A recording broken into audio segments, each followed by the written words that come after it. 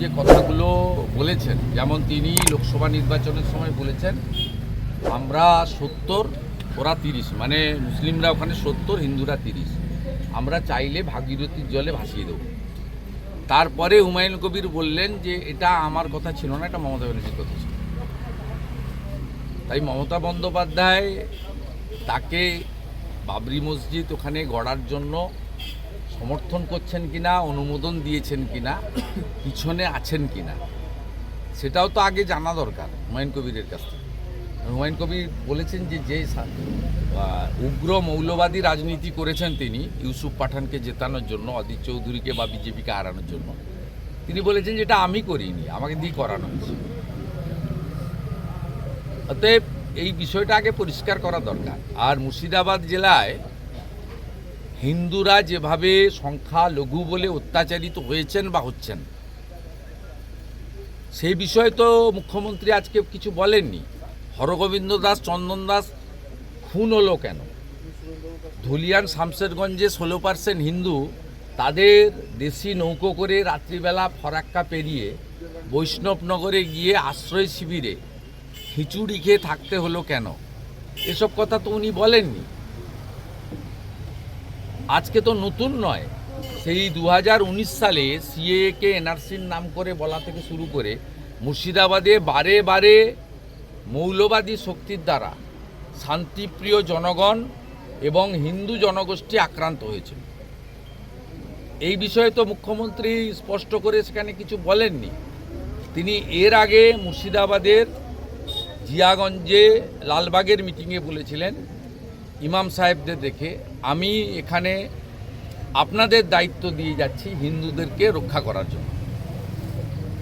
তারপরেই তো ধুলিয়ান শামশেরগঞ্জ হয়েছিল। আজকে উনি বলেছেন হিন্দুদের দায়িত্ব দিচ্ছি সংখ্যালঘু মুসলিমদেরকে রক্ষা করার জন্য।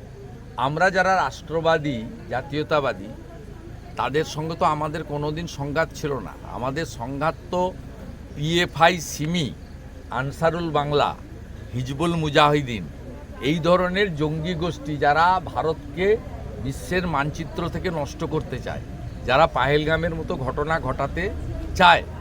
আপনি এই নন্দীগ্রামে বলুন 2021 সালে মিথ্যে করে আপনাদের কোনো সংবাদ মাধ্যম মুখ্যমন্ত্রীকে খুশি করার জন্য শুভেন্দু অধিকারী হেরে গেছে বলে প্রচার করেছিলেন। তারপরে বিকেল থেকে কি অত্যাচারটা এখানে নন্দীগ্রামে হয়েছে সাধারণ মানুষ হিন্দুদের উপরে, এটা এখানকার মানুষ দেখেছে। তারপরে আমি জেতার পরে হিন্দুরা রুখে দাঁড়িয়ে, তৎকালীন গভর্নর জগদীপ ধনখড় নিজে এসেছিলেন এখানে, হিন্দুরা তাদের অস্তিত্ব রক্ষা করেছিল। তারপর থেকে 23-এর পঞ্চায়েত বলুন, 24-এর লোকসভা নির্বাচন বলুন, এবং সম্প্রতি সমবায় সমিতি নির্বাচনে 2-3টি ছাড়া বিজেপি এখানে জিতছে বলে আজকে শান্তি আছে। আমরা কোথাও কাউকে কিছু করতে দিই না, এটা রাজনীতি হতে পারে না। সাধারণ মানুষের নিরাপত্তা, শান্তি রক্ষা করার দায়িত্ব সবার। আর এই এসআইআর নিয়ে আমাদের যে বক্তব্য বারে বারে দেখেছেন যে মুসলিমরা আমাদের ভোট দিচ্ছে না, দেয় না, আমরা তাদের ভোট চাই কিন্তু পাই না, তবুও আমরা বারে বারে বলেছি যে ভারতীয় নাগরিক, সে হিন্দু হন, মুসলিম হোক বা অন্য কেউ হোক, সকলের নাম ভোটার তালিকায় থাকা উচিত। আজকে হুমায়ুন কবিররা যে আগুন নিয়ে ওখানে খেলছেন, যেভাবে কিছুদিন আগে বেলডাঙ্গাতে 1 বছর আগে কার্তিক পুজোতে যে ধরনের ঘটনা ঘটেছিল, তার আগে রেজিনগর বেলডাঙ্গা রেল স্টেশন যেভাবে পুড়িয়ে দেওয়া হয়েছিল, যেভাবে 2023-এ রামনবমীর সময় শক্তিপুর রেজিনগরে সাম্প্রদায়িক অশান্তি বা দাঙ্গা হয়েছিল, তারপরে ওইখানে এই ধরনের কাজ করার জন্য যে উদ্যোগ তারা নিয়েছে, এটাতে প্রচ্ছন্নভাবে আমার মনে হয়েছে রাজ্য সরকার এবং তৃণমূল কংগ্রেসের মদত রয়েছে। দাদা, হুমায়ুন কবির আরও বললেন যে 22 তারিখ নতুন দলের ঘোষণা করা হবে এবং 135টা আসনে 26-এ লড়ব। কি বলবেন এই? দেখুন, আমরা কারোর ভরসায় ভারতীয় জনতা পার্টিকে পশ্চিমবঙ্গে ক্ষমতায় আনতে চাই না, বা মানে আমাদের কোনো অন্যরা কী করছে আমরা জানি না। আমাদের বক্তব্য রাষ্ট্রবাদী, বিকাশবাদী, সুশাসন, সুরক্ষা, পেটে ভাত, হাতে কাজ, মাথায় ছাদ, নারীর সম্মান, নারীর সুরক্ষা। এটা করতে গেলে 21টা রাজ্যে বিজেপি আছে, বিহারে ব্যাপক জয় হয়েছে, পশ্চিমবঙ্গেও দরকার। আমাদের সঙ্গে তৃণমূল কংগ্রেসের ডিফারেন্স খুব একটা বেশি নেই। এসআইআরে যদি ভোটার তালিকা পরিচ্ছন্ন হয়, প্রত্যেক বুথ থেকে 70-80টা করে মৃত ভোটার বাদ যাচ্ছে। এই ভোট একটাও ভারতীয় জনতা পার্টি দেয় না। ক্যামেরা বন্ধ করে বিকেলবেলা 4টে থেকে 6টা তারাই দেয়। এই নন্দীগ্রামে যদি আপনি 60টার কাছাকাছি মুসলিম বুথের ভোট পার্সেন্টেজ দেখেন, সেখানে 95-96% ভোট পড়ে কেন্দামারি, শামসাবাদ, দাউদপুরের বুথগুলোতে। হিন্দু এলাকায় কখনোই 80-82%-এর বেশি ভোট পড়ে না। হিন্দু এলাকায় বিজেপির লোক বা হিন্দু নেতৃত্বরা অভ্যস্ত নয় মৃত ভোট, ফলস ভোট দিতে। তাদের আঙ্গুলে কালি লেগে যায় একবারই, সে কালি তারা তোলে না। কিন্তু মুসলিম বুথগুলোতে বিরোধী পক্ষের এজেন্ট না থাকার সুযোগ নিয়ে তারা বিকেলবেলা দরজা খুলে ক্যামেরা বন্ধ করে দেদার ছাপ্পা ভোট মারে। আজকে এই ভোটার তালিকায় যদি সংশোধন হয়ে যায়, একটা কেন্দামারি অঞ্চল থেকে 800টা মৃত ভোট বেরিয়েছে। কি ভয়ঙ্কর অবস্থা এইখানে দাঁড়িয়ে। গড়চক্রবেড়িয়াতে বাংলাদেশি মুসলিম ধরা পড়েছে। শামসাবাদে প্রতিবেশীকে বাবা সাজিয়ে নাম তুলেছে। আরও একটা বুথ পাওয়া গেছে মুসলিম বুথ, যেখানে শ্বশুরকে বাবা বলে ভোটার তালিকায় নাম তুলে দিয়েছে, দাউদপুরে। অতএব এক বিচিত্র ব্যবস্থা। তাই এসআইআর হওয়ার পরে যে নির্বাচন হবে, সেই নির্বাচনে পরিচ্ছন্নতা ভিত্তিতে যদি ভোটার তালিকা তৈরি হয়, তাহলে ভারতীয় জনতা পার্টি ক্ষমতায় আসবে, বিপুলভাবে আসবে। এবং 8200 ভোটে নন্দীগ্রামে আমাদের সাংসদকে আমরা এগিয়ে রেখেছি। এই ভোট আরও বাড়বে, কমার কোনো কারণ নেই।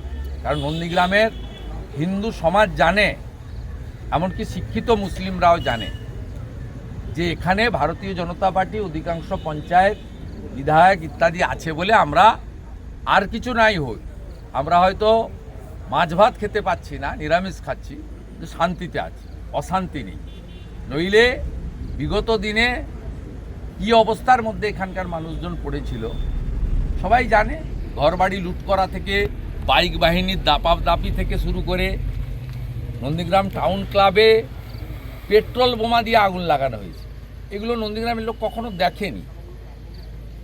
পেট্রোল বোমা মারা হয়েছে, ককটেল মারা হয়েছে। এই জিনিস কারা আমদানি করে? গোকুলনগরে, যেখানে একটাও সংখ্যালঘু মুসলিম বসবাস করেন না, সেখানে পর্যন্ত বাইক নিয়ে গিয়ে তেখালি বাজারে 3টা হিন্দুর বাড়ি লুট করে আনা হয়েছিল। এইসব লোক ভুলে যায়নি, অত সহজে ভুলার জিনিস নয়। দেবব্রত মাইতি বা রথিবালা আড়ির মৃত্যু, অত্যাচার অত সহজে মানুষ ভুলতে পারবে না। তাই এখানকার মানুষ আমাদের সঙ্গে আছে, বাংলার মানুষও আমাদের সঙ্গে আসবে। নন্দীগ্রাম পথ দেখিয়েছে।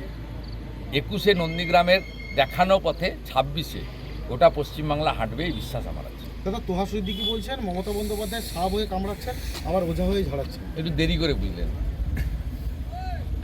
দাদা, কলকাতায় ওয়াকফ অ্যামেন্ডমেন্ট বিল কার্যকর হওয়ার পরে উম্মিত পোর্টালে আমাদের ওদের যে প্রপার্টি, ওয়াকফ প্রপার্টি, সেই প্রপার্টিকে তারা পোর্টালে আপলোড না করার ফলে পশ্চিমবাংলায় যে 80,000 ওয়াকফ প্রপার্টি আছে বলে বলা হচ্ছে, অনেকেই উম্মিত পোর্টাল কমপ্লিট করতে পারবে না। কারণ 46টা যে কাগজ, সেই কাগজ তারা সংগ্রহ করতে বা জোগাড় করতে বা দিতে পারবে না। তাই মমতা বন্দ্যোপাধ্যায় হিন্দুদের তো ক্ষতি করেইছেন, সর্বস্তরে ক্ষতি করেছেন, সেটা হিন্দুরা জানে। মুসলিমদেরও ক্ষতি করলেন। 5 মাস আগে ভারতবর্ষের সব রাজ্যে ভারত সরকারের ওয়াকফের উম্মিত পোর্টালে তাদের যে প্রপার্টি রয়েছে, মুসলিম প্রপার্টি বা ইসলামিক প্রপার্টি, তাদেরকে আপলোড করার কথা বলা হয়েছে 46টা ডকুমেন্ট সহ। সব রাজ্য করেছে, এমনকি নন বিজেপি রাজ্য যারা আছে, কেরালা, তামিলনাড়ু, তারাও করেছে। পশ্চিমবঙ্গে মমতা ব্যানার্জি বলেছিল, আমি এই রাজ্যে এটা করতে দেব না। তাই পশ্চিমবঙ্গে পরে ঠেলায় পড়ে 27 নভেম্বর নোটিফিকেশান করে বলেছে 5ই ডিসেম্বরের মধ্যে করতে হবে। ইমাম অ্যাসোসিয়েশনের নেতা বাকিবুল্লাহ ভাইরা এখন আবেদন করেছে কেন্দ্রের বিজেপি সরকারকে, যে সরকারকে তারা বলে সাম্প্রদায়িক সরকার, যে আপনারা 5 তারিখটা এক্সটেন্ড করুন, বাড়ান, নইলে আমরা উম্মিদ পোর্টালে আমাদের যে প্রপার্টি রয়েছে সেই প্রপার্টিকে আমরা আপলোড করতে পারবো না। তারাই আবেদন করেছে। আবেদনের কপি আমি নিজে আজকে দেখেছি, পেয়েছি। স্বাভাবিকভাবে আজকে পশ্চিমবাংলায় মুসলিম সংগঠন বা মুসলিম প্রপার্টির যারা দায়িত্বে আছেন তারা বিজেপি পরিচালিত নরেন্দ্র মোদীজির সরকারের দ্বারস্থ হচ্ছেন, আর মমতা বন্দ্যোপাধ্যায় তাদেরকে ঠকিয়েছেন। আজকে 5 মাস আগে বললে তাদের যত মসজিদ, মাদ্রাসা, গোরস্থান যা যা ছিল সেগুলো তারা আপলোড করতে পারত। তাই মমতা ব্যানার্জিকে বিশ্বাস করার জন্য জাল আর গামছা দুটাই গেছে।